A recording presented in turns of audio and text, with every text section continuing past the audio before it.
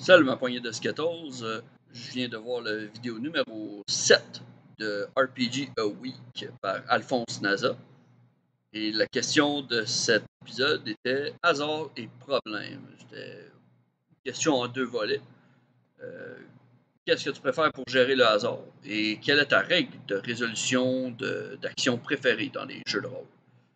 Je ne vais pas répondre à la question numéro 6 parce que je ne suis pas un parent et je ne sais pas, je n'ai pas de personnage qui. J'ai pas vraiment de personnage principal ou préféré. Et je me pose pas vraiment la question qu'est-ce qu'ils seraient devenus s'ils devenaient des parents.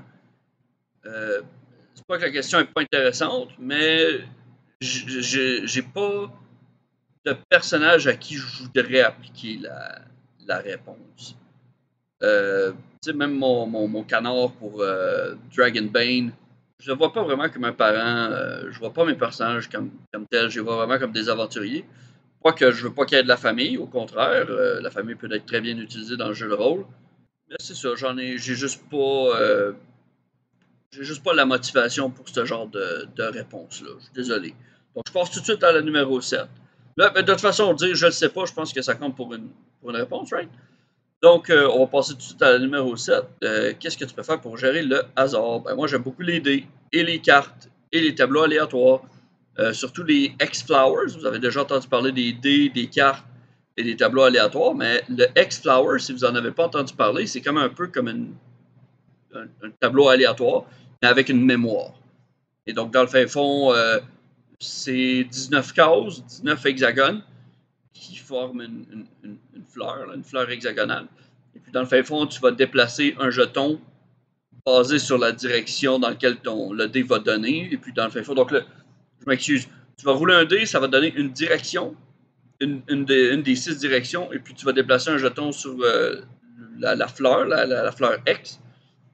Et puis il y a même des règles pour dire, admettons, à ton jeton, s'il devrait sortir du X, ben à quelle autre case il s'en va.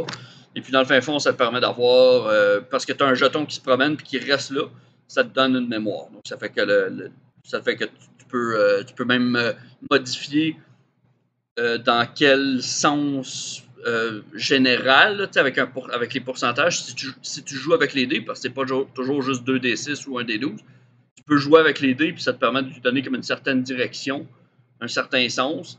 Et donc, ce qui le rend un petit peu prédictable. Donc, je m'excuse pour l'anglicisme. Mais dans le fin fond, ça te permet un peu de savoir un peu dans quel sens il va, mais tout en te laissant de l'espace pour de la surprise. Donc, ça, c'était au cas où vous n'aviez jamais entendu parler. J'espère que je vous fais découvrir quelque chose de nouveau. C'est The Goblin's Henchman qui a fait ça.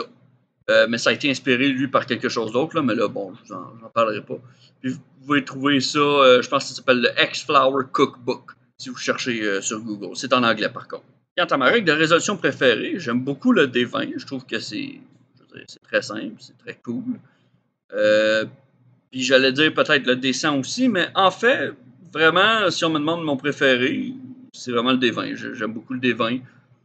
Je vois pas pourquoi est-ce que je ferais d'autres choses. Quoique j'aime beaucoup comment Dragodieu et Goblich le fait. Je m'excuse, mon but c'est pas tout le temps juste de parler de mon jeu.